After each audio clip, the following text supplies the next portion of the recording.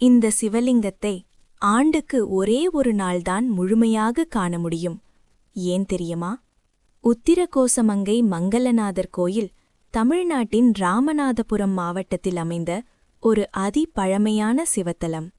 இந்த கோயில் ஒரு சாதாரண கோயில் அல்ல, பல யுகங்களை பார்த்த ஒரு உயிருள்ள வரலாறு.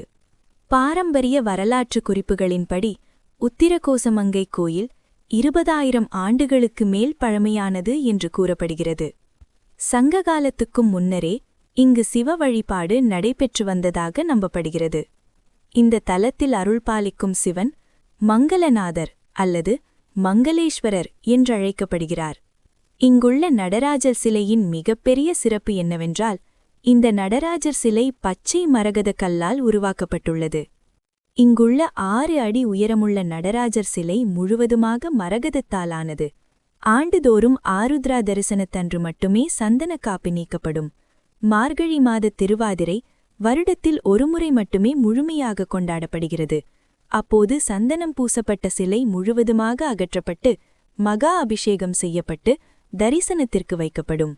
மற்ற நாட்களில் மரகத நடராஜர் சிலை ஆண்டு முழுவதும் சந்தன காப்புடன் காட்சியளிக்கும். மேலும் தினசரி மதியம் 12:45 மணிக்கு மரகத லிங்க அபிஷேகம் நடைபெறும். மகா சிவராத்திரி பூஜை மிகவும் பிரசித்தி பெற்றது. அன்றைய தினம் ஆயிரக்கணக்கான பக்தர்கள் இந்த அரிய தரிசனத்திற்காக காத்திருப்பார்கள். இந்த கோவிலின் அம்பாள் மங்களேஸ்வரி அம்மன். சக்தி வழிபாட்டில் மிக முக்கியமான தலம் இது.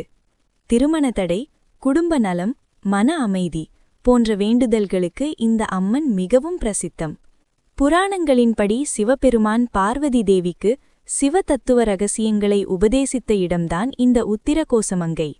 அதனால்தான் இந்த இடத்திற்கு உத்திரகோசமங்கை என்று பெயர் வந்தது. அப்பர், சுந்தரர், திருஞான சம்பந்தர் போன்ற நாயன்மார்கள் இந்த தலத்தை தேவாரம் பாடல் பெற்ற தலமாக பாடியுள்ளனர். பாண்டியர்கள், சோழர்கள், நாயக்கர்கள் என பல அரசர்கள் இந்த கோயிலை பராமரித்து விரிவுபடுத்தியுள்ளனர். கோயிலில் காணப்படும் கல்வெட்டுகள் அதற்கான நேரடி சான்றுகள். உத்திரகோசமங்கை ஒரு சுற்றுலா தலம் அல்ல, அது சிவ ஞானத்தின் தொடக்கம். அது சக்தியின் உறைவிடம். அது காலத்தை கடந்தும் நிற்கும் ஒரு ஆன்மீக வரலாறு. இந்த ஆன்மீக வரலாறு உங்களுக்கு பயனுள்ளதாக இருந்தால் இந்த வீடியோவை லைக் செய்யுங்கள். உத்திரகோசமங்கை கோயிலை நீங்கள் சென்றிருக்கிறீர்களா? உங்கள் அனுபவத்தை கமெண்டில் பகிருங்கள். இதே மாதிரி ஆன்மீக வரலாற்று வீடியோக்களுக்கு நம்ம சேனலை மறக்காம சப்ஸ்கிரைப் செய்யுங்கள். நன்றி. ஓம் நம சிவாய.